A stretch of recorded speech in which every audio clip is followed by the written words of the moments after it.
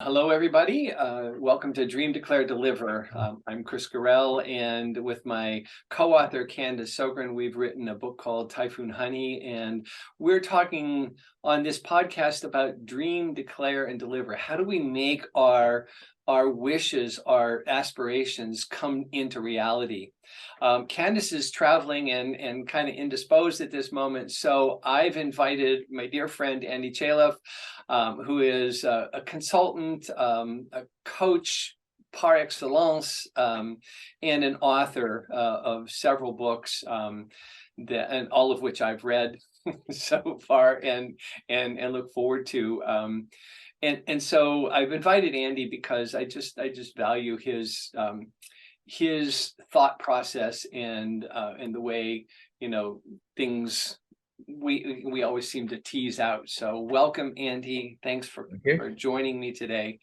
And in Dream, Declare, Deliver, we talk a lot about what our wishes and aspirations are and how to manifest that. But in all of that, somehow behind the backdrop of what it is that we're talking about, there's this whole meaning making process that happens inside of us. We contend in Typhoon Honey that stuff just is. Events are neutral.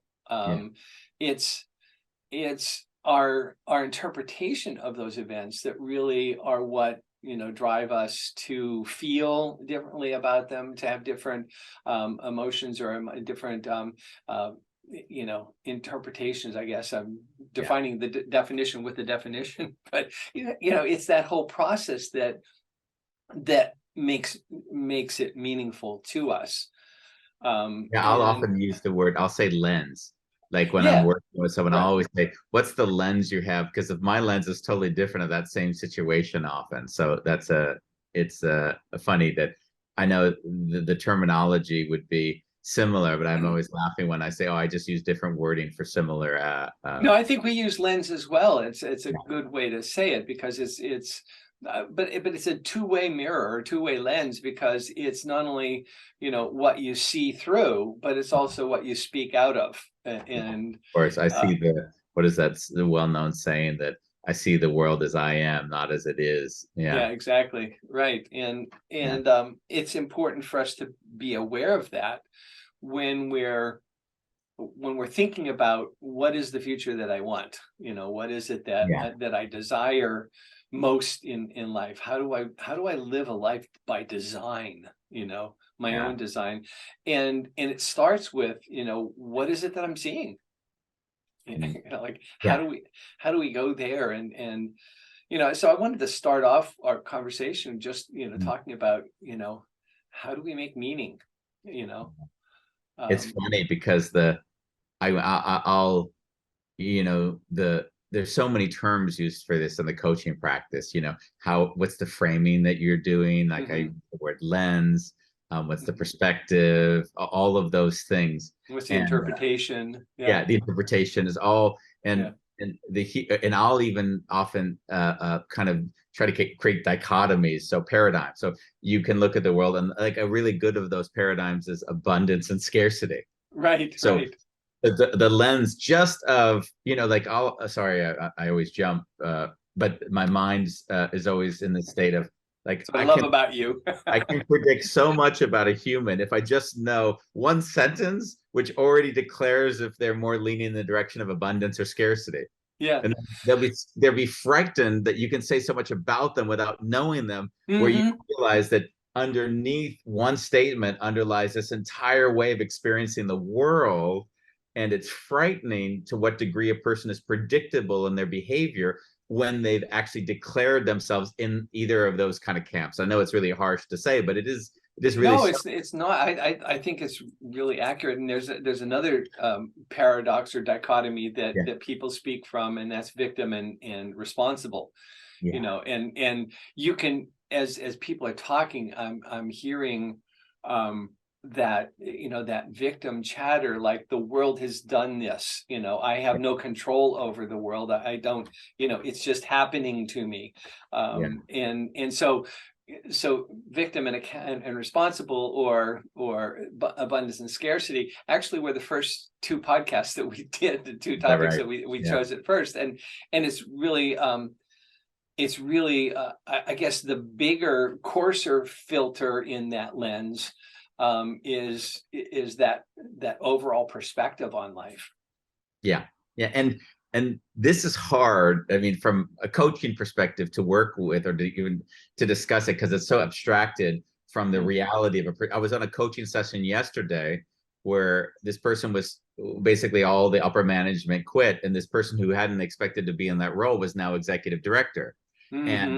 And they were doing all the things of the executive director, but they weren't claiming those things. So there was when someone has a role, but that you hear in like I'm not able to do this. I'm so, but they're not saying that. I'm right? just. And so me, as you know me well enough, this is knowing this person after 15 minutes, right? I'm go, can you say just for shits and giggles, could you say to me, I am going to, I have my language probably should be a bit nicer, cleaner. But can you just say, I'm going to screw up this organization and it's okay? Can I like just to allow her to feel the pressure she put on? And then she just broke down in tears. Yeah. And the tears came from all the weight she was feeling, which was obviously felt for me in the just seconds of being with the individual. So the tool that I've often used to help people ground the energy that you're talking about is the self-love practices. Yeah, right. Yeah. And even then it's rough, because there's so much hardwired in our lens that that well runs so deep that to some degree you've got to lose 2 or 3 little identities you didn't even know you had to get to this point where you're free enough to like see the world, and as you said, as it is, and not through the lens of as I am seeing it through my my foggy lenses. Yeah. Well, I think the first part of as it is really learning to accept that events are neutral, that they don't have a valence to them. It's not a good thing. It's not a bad thing. It just is and is, And I would say, sorry to interrupt you, but I would argue with that.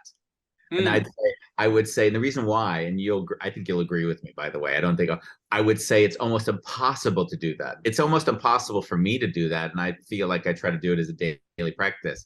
So what I'm aware of, I would say, or heighten my awareness of, is all the prejudices that come up immediately. So it's more like, I don't see it as it is. I learn a hell of a lot about myself as I'm judging that thing. And then it's more like, wow, that was my judgment. Yeah. And so it's more like, I kind of see it more like a constant self-awareness practice, as opposed to any ability to see it neutrally. As it were. And I think we're saying two sides of the same coin, really, because it's thin slicing that experience, down to, can you get to the point where in front of the judgment, you're recognizing that, I'm going to judge this, I know I am, but, let me try to see it as neutral. I use a radical example in America of 9/11, on 9/11, September 11th, 2001, a couple of planes flew into a couple of buildings and a bunch of people died. Yeah. That's the way it's going to be written up in history. Just like I read about Pearl Harbor, as a historical event. It must have been tragic. It must have been alarming. It must have been threatening, and I mean, just all kinds of experiences when that happened. But I read about it as just a historic event. My dad and his entire high school class, they were seniors when that happened. That day, they went down to the Army recruiting office and they all signed up to join the Army as soon as they graduated. The entire class, so I know for him, it was very emotional. And for me, 9/11 was really emotional, but it just like Pearl Harbor, like anything else, it was an event. It just happened, those are the descriptors. Yeah. And I get to start thin slicing where my projection onto that, my meaning making on it, was. And if you doubt that, just ask 10 people Yeah. What were you doing, and what were you feeling, on Yeah. 9/11 Yeah. or whatever event, and Mhm. the same event will have been interpreted 10 different ways if you ask 10 people, or 13 different ways if you ask 10 people. You know what I So love? When you say this to me, it's funny when you said the two sides of the coin. It's something that I recognize between the two of us. And I think there's always this appreciation and admiration. And that to some degree, I would say I go through life more sensually. I feel yes, what it you is. feel your way through life. I feel Yeah. my way through life, and you'll go through it a bit more like understanding logic, and but without any judgment. Like I don't want to get into any of that Not nonsense. right or wrong. Yeah, exactly. It's Yeah. just So, our so, yeah. so, and so when you'll talk, I'll laugh and I'll say, "Oh, I hear now how I'm doing my meaning making is often from a more sensual, like Mm-hmm. if I don't feel it, it's not true." Right on one level, like I state it Yeah, like that, exactly. but Yeah. like my meaning making is like, okay, if I meet that person and I feel in a second something's off, you don't need to. I don't need to understand why. Right. Right. I think I'll figure that out 5 years from now, with whatever comes out. But like intuitively, there's something not right here. And it's almost like that I'll take as weirdly truth.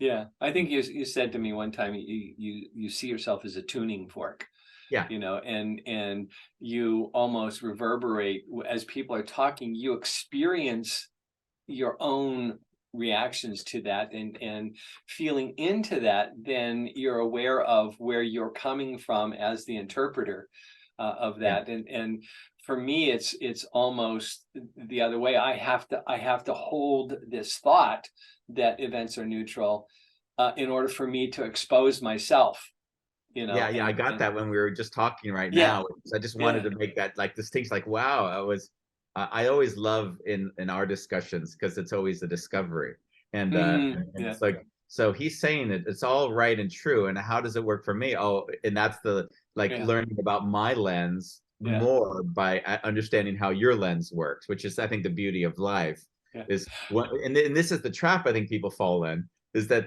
and this is gets back to where we started this talk is that as soon as we assume that the lens we use is the right lens or the lens Mm, it should be, then all of a sudden we're not able to see anymore because we look through that lens yeah. of already our confirmation bias. Everything we see has to validate it or it's not right. Yeah. Yeah, right, right, right.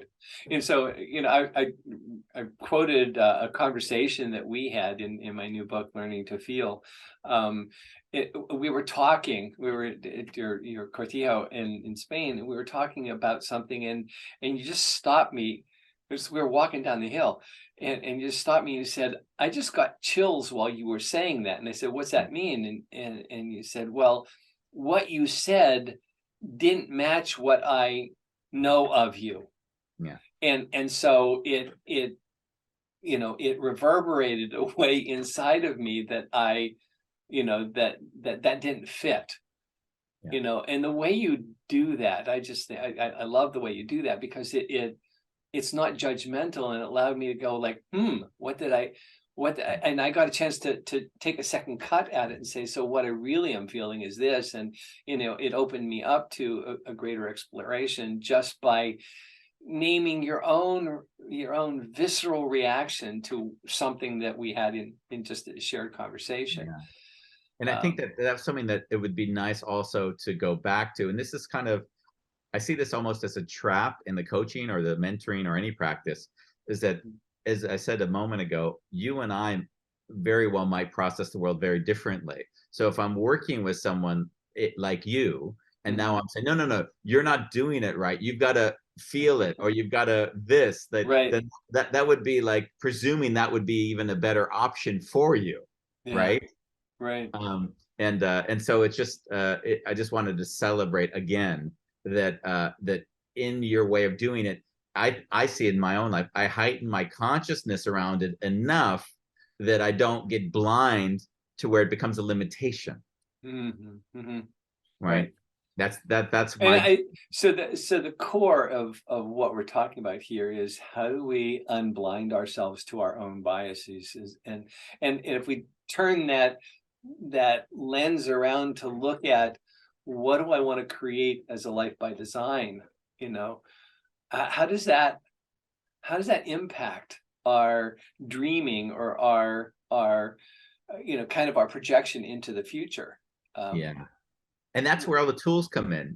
Like I always laugh and say, once one's on the journey, I'm not gonna, in my own world, like there'll be certain tools that resonate with each individual. But in to simplify it in my own lingo, it's take away limiting beliefs and establish a benchmark of how you want to live. And my mentor always used to say, his definition of a vision was a future reality lived ahead of its completion. I love that. and I love that. And it was like, wow, yeah, because as soon as you live the reality you're heading towards, and the limiting beliefs are no longer present, you're basically already living your vision. And the question is, when is it going to catch up to you? But you're already living. So it's just, you're there. It's just, when does the world catch up with you?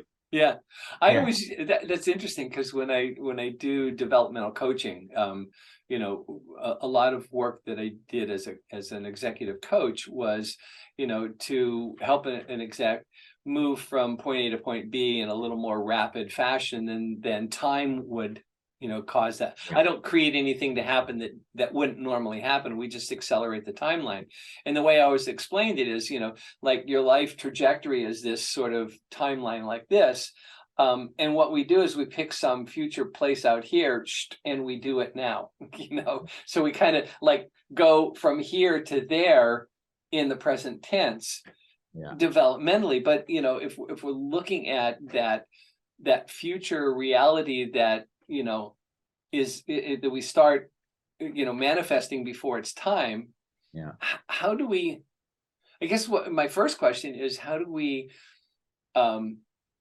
separate our inherent bias on, abundant scarcity, victim responsible, or just the world? This goes to that, those 2 points I said. So if I have my limiting beliefs, then I'm already not going to be able to vision out. So the more self-work you do, the more, let's say, the limiting beliefs lower, the more the capacity exists to vision out, and the less that limiting belief will inhibit that potential of getting there. So the humor is, you might not even be able to vision out for the first 5 years of your personal development work, because in a way, your limiting beliefs don't even allow you to vision it. Right. So how do we purge ourselves of those limiting beliefs? What do you do with people? Everyone's got their own tools, and I'm not a prescriptor of the tools one uses. I use the tool written that I write about in The Wounded Healer. I do it every day. Every day I'll take the most painful thing. I mean painful, like where people would not want to dig, right? Just and I will like allow that to be okay. This might all go away, and it's okay. Like and there's a reason for that. It's a very contra US kind of way of working. Stay in the positivism. We're going to get there. What I've seen is, if I don't fully embrace the negative, it holds on to me forever. And I try to convince myself that I don't want to go negative. I don't want to, what do I do is, if I don't want to be negative, then I turn everything into the positive. But the reality is, it doesn't really work that way. Unless I fully make peace with that negative, like even when you dream, it'll come up in your dreams, like, we're moving to New York, or Ronnie will be, and I'll be kind of trying to figure out how to get there somehow, but that's happening. And I don't really want to be in New York emotionally on any level. And so I went to sleep like one night, and because of that, all these repressed feelings were coming up. And it was like, I don't know what it was, but you know how memories are. You remember them for the day, and then maybe the second day. But it was like, the memory was like, like we just robbed a bank and I was just trying to like survive getting caught by the police or something, you know, like the worst of the memory. And I woke up feeling like, oh my God, all those repressed feelings. It took my friend saying, well, you know where that came from. And I was looking at, what do you mean? You know, like, and is Freud on me and said, Andy, you don't want any of this. And look what you're doing. You know, you're selling your soul to the devil and you're chasing off to the police, to the bank. But the point being was that I think that morning, it was a big turning point for me because I really felt how much stress that was bringing me. And I said, well, you know, like, what can I just embrace in all of this? And it was like, oh, this really can go to hell in a handbasket, and that's okay. And since that moment, I was inspired again. I was actually not only not negative, it was like a pause, like, well, what am I going to do? But until I embraced that negative, I was not feeling it. Yeah. So I mean, there's kind of two parts I hear in that. One is really allowing yourself to feel it. Oh yeah. You know, and not resist that, because what you resist persists. But you know, and in fact, you're actually feeling it when you say no, you know, give it the stiff arm and walk away. And the other thing is what I call normalizing it. You know, and that's important. You know, it's okay. You know, I just fell on my face in front of a crowd of people, you know, and it's okay. You know, you know, I just, you know, whatever, you know, lost $1 million and it's okay, you know.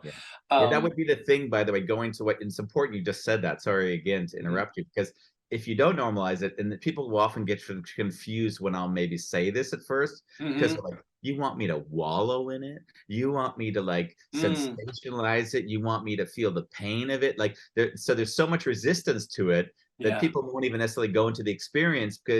And let's agree, some people do have a predisposition that they have to be cautious of. So you have to also track an individual. You can't just say, hey, if you've gone into deep, dark depression because you've gone down that alley, I can't tell you that this is the best way to go, you know.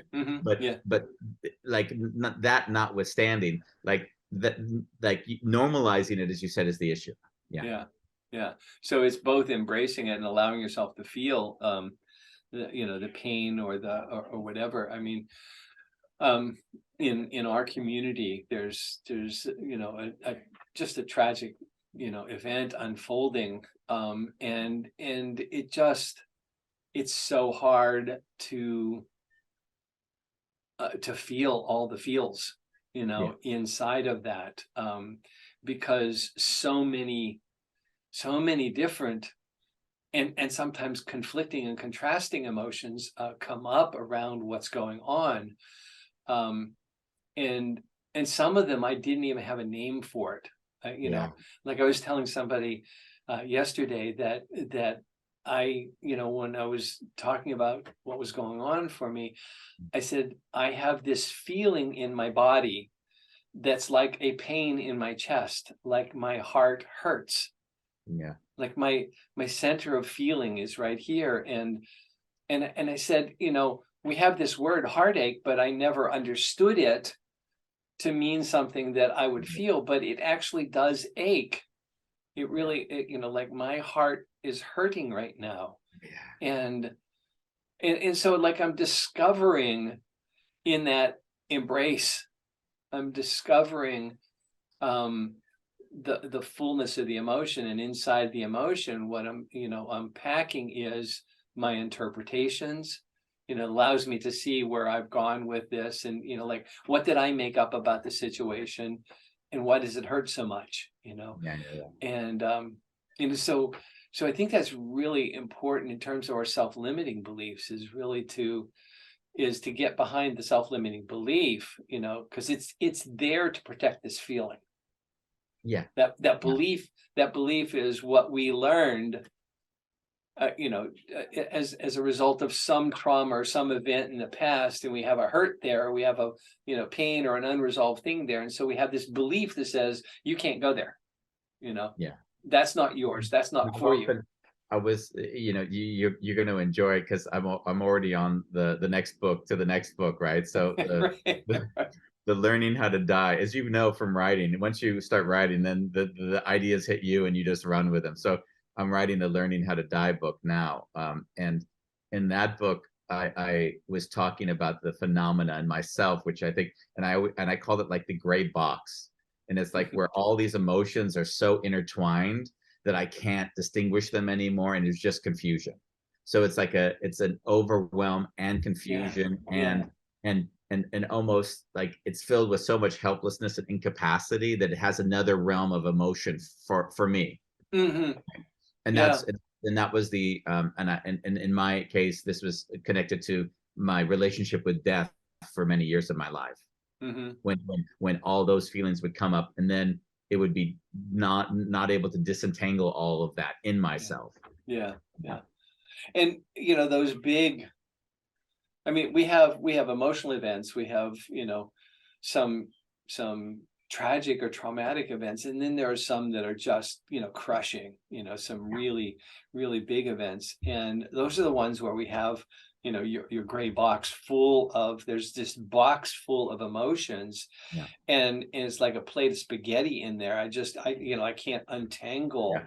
And this feeds to that, and that that they're all totally twisted around. And that what you were saying and is for me where mindfulness is the practice. So almost less talking, more reflection, more feeling. Because I would rather in that state go into a 7-day silent retreat than go to a group of people talking. Because in my mind, this is just so in my mind, more ideas, more thoughts, more holding space for other people's feelings. Well, my feelings are also active. Will confuse me even more because this is just me, right? Right. I can't just. Oh, go ahead. No, that's one way of processing. Yeah. Another way of processing, just the same sort of thing, is to be with a group of trusted, deeply connected friends. And often I find in that scenario that when one person is expressing what's going on for them, then it opens up the can of worms for me, and I'm able to say, oh yeah. And that's where I came to that pain in my chest feeling that I didn't have a name for. Was people were talking about their gut feelings, there's the stuff that was just coming up around this event, and so that, I guess there are times also, where I'd have to own something for you now on my end, is that when I'm hearing someone, I'll normally not hear them. I'll be hearing myself reacting to them. So I love the way you talk about that. In some ways, it's again, thank you for clarifying, because it is I don't know if it's specific to me. I can only say it's the way I process it. But I noticed in myself that when I'm in the gray box, it's almost like, okay, Andy, you don't want to look inward. That would be the feeling. So like, sit down and like let the feelings and things expand within you, and then see what shows itself. But you're saying, Andy, the same experience can be had in a group, because as those people are expressing their own feelings, you're also letting your experiences match that. So right, exactly. I find that in my box too. Right. I see. And maybe it's a little, when we talked about both and there, we're both introvert and extrovert, and there are times that we need to do the go within stuff, and there are times when we need to be in relationship, that there are ways that I understand myself as separate from you, and there are ways that I understand myself as in relationship with you. Like part of my definition of who I am is in the reflection. And I love the phrase that you use, that you listen to your own reaction to the person. You say it, and I'm sure it gets misinterpreted all the time. It's like, I don't listen to the other person, I'm listening to myself in reaction to what the other person's saying. But you're one of the most deep listeners that I know, and so I know that you're listening to what I say, but you're at the same time you're really paying attention to, like that thing where you said, I got shivers when you said that. As you're talking, I'm even learning something new about myself, funnily enough. as you were speaking this, that I also it was more of an emotional realization, was that I work so much daily to hold space for people that now if I were to go in the group, I'd have to almost do something so contrary to a pattern that I have that it makes it hard. Yeah, right. You feel like you're unprepared for it or something. No, no, not necessarily unprepared. More, imagine this. Imagine if, as a coach and mentor, the most of my day is just holding space.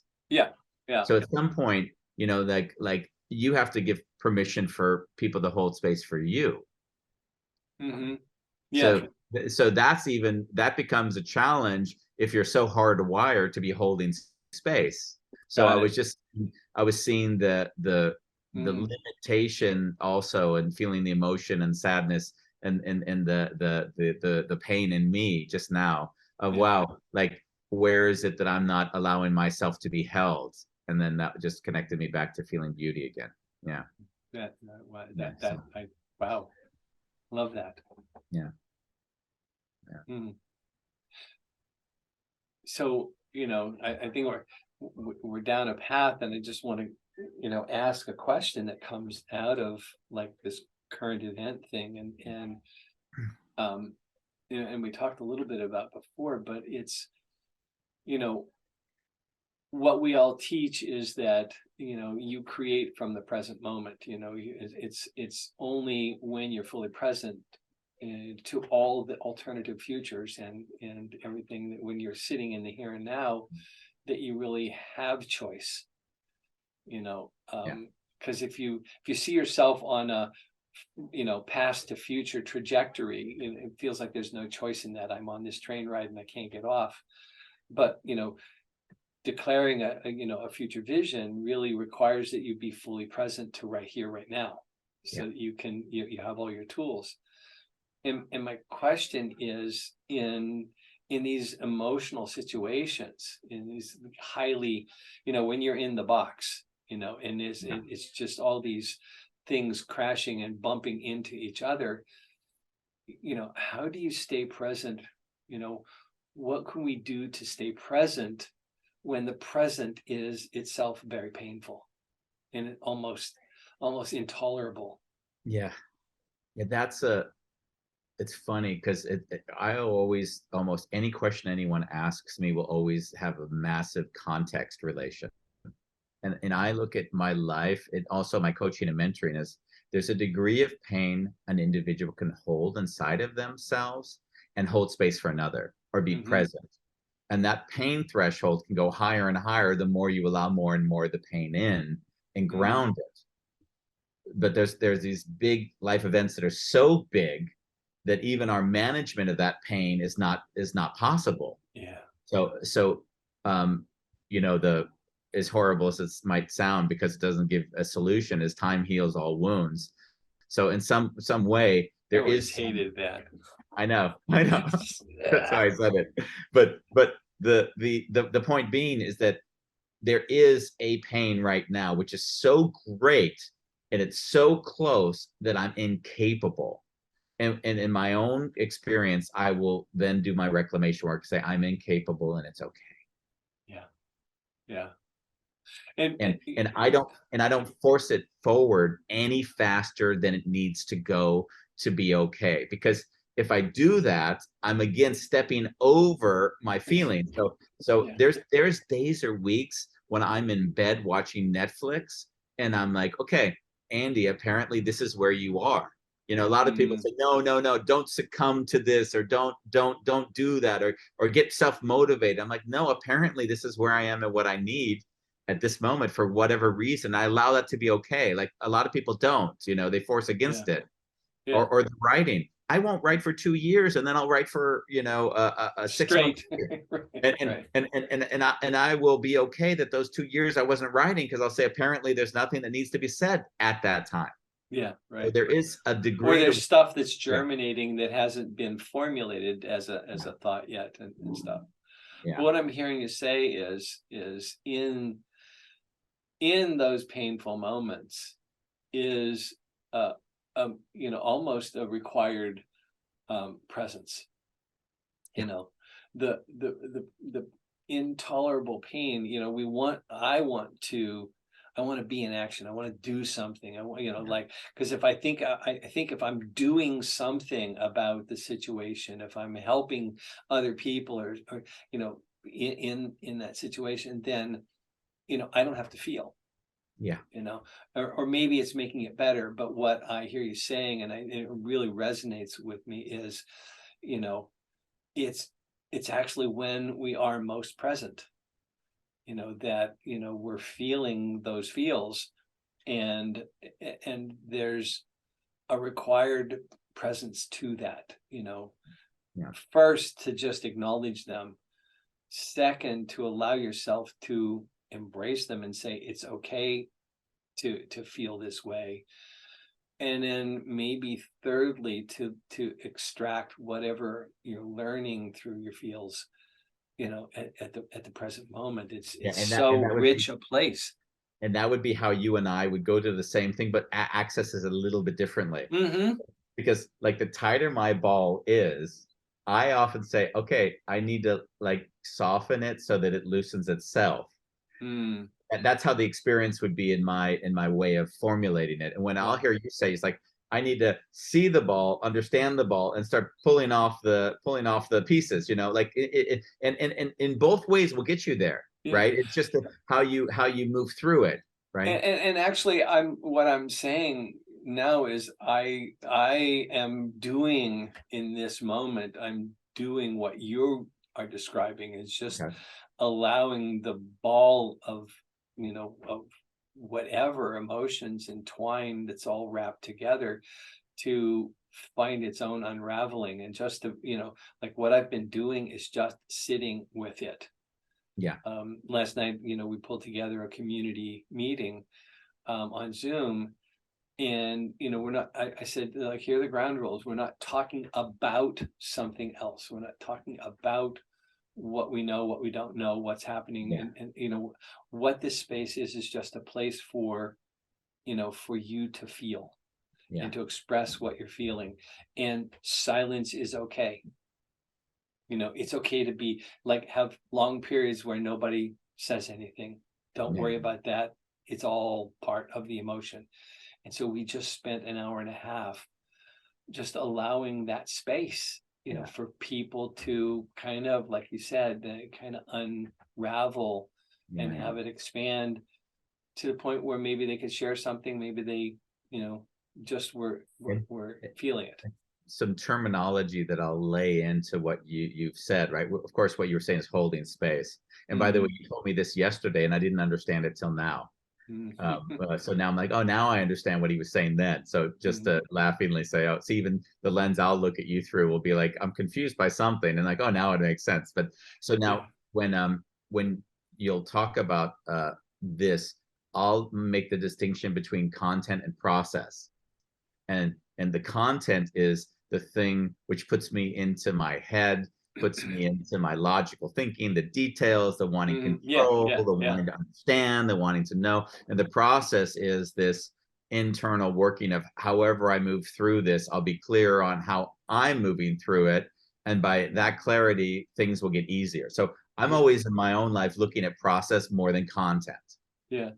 I'm not a psychotherapist, but I had to take a course on conducting psychotherapy and in you know, grad school, and you know, what I learned how to do there was, you know, use that clutch point of content and emotion, content and, you know, because you know, if people get too emotional, then, you know, they just, you know, dissolve into a pool of tears, and there's a lot of sobbing and stuff, and it might be cathartic, but it doesn't help them move into it and process it. So, you know, you gradually bring them back to tell me exactly what happened, and then it'll go into the content. And then when you see the face winch, or, you know, like the eye twitch, or you know, like you sense something is tender, tell me more about that. And then we go back into the emotion, and it's kind of like a clutch point on a standard car, you know, and then you hope to play that balance. Yeah, and you hope that when you have that experience you're talking about, where you maybe drop into a deeper emotion, there's also an integration that allows you to process it in another way. So Mm. almost like Say sometimes more about that. What do you mean? I'll see that what you're speaking towards is, we're talking earlier that we started with, what is the lens or the interpretation or the Hmm. perspective. And Hmm. sometimes you'll need to have that peak emotional experience so that you can reintegrate whatever you experience, how you experience that thing. I can give a great example, Yeah. life-changing example, probably for a lot of people, that I'm not the only one that had a problem with one of my parents. you know, so Right. so with my dad, was chemically imbalanced, very verbally abusive, from very young age. I Mm. was scared of him to no end. So when I did, after my mom died, I did my best to keep my distance from him, which meant that I hid things from him that I didn't want him to know, because I didn't want him to negatively try to Impact. influence Yeah. me. Right. Yeah. So he felt that, and so one day he just disowned me. He yelled at me, "You're dead to me. You have 30 minutes to get everything you own out of this house, and that's it. We don't talk the rest of our lives." So that was that was it. Wow. Wow. And it was 23 maybe then, something like that. And so I got everything. We didn't talk for the next 10 years. And as I went through those next 10 years, I looked at him through the lens of, what an asshole, how could he do that to me? Yeah. um Right. Yeah. just the act of it. And then when I started to do what we started again, you mentioned personal responsibility. So when I took personal responsibility, I was no longer projecting outward onto him. I was reflecting on how it Yeah. impacted me, and how I did meaning making around Right. around Yeah. that activity. And then my friend, my mentor Case, who also who guided me through a lot of my life, said to me, "So why did he do that?" And when he said that, I didn't go to my normal rationalizing. Because I he's didn't a try to, dick. Yeah. Right. yeah, yeah, exactly, which would have been the Right. judgment. I just Yeah. said, and I said, and I can get emotional saying it again, is that because he loved me. And when I said that, it fundamentally shifted everything that occurred in that moment, and even after all the interpretation. That 10 years disappeared in an instant. Wow. It wasn't pushed away. It wasn't compartmentalized. It wasn't rationalized away. It was seen, and it dissolved. And then, far from making up with him, I apologized to him for not seeing him all those years. Yeah. And my father, he didn't have connection with anybody. His sister wouldn't talk to him. Right. Right. Each one of my Yeah. brothers were disowned at some moment or another. So he basically alienated everyone in his life. No one had ever apologized to him for anything. Hmm. And so when I apologized, it immediately established this entirely different dynamic between us. You Yeah. know, it's shocking to him, I think, as well, because on some level, I don't think he would have ever felt that he'd have been seen. Yeah. Right. And from that moment, we were just incredibly close. And the meaning making was allowing myself to see, myself first, because of course, if I couldn't see me, I would never have seen him. But then to Hmm. really see him, Yeah. What a scared that I was beautiful making example. scared that Yeah. I was making bad life choices, scared that I was going to hurt myself, Right. scared that I was going to be so far away from him he couldn't protect me anymore, because I was traveling the world with a backpack for years on end. Like, there was a Mhm. lot of reasons for him to be scared. Yeah. So yeah, that was Right. that. So sounds like we've come, full circle. It's a great place to wrap up. I just want to thank you.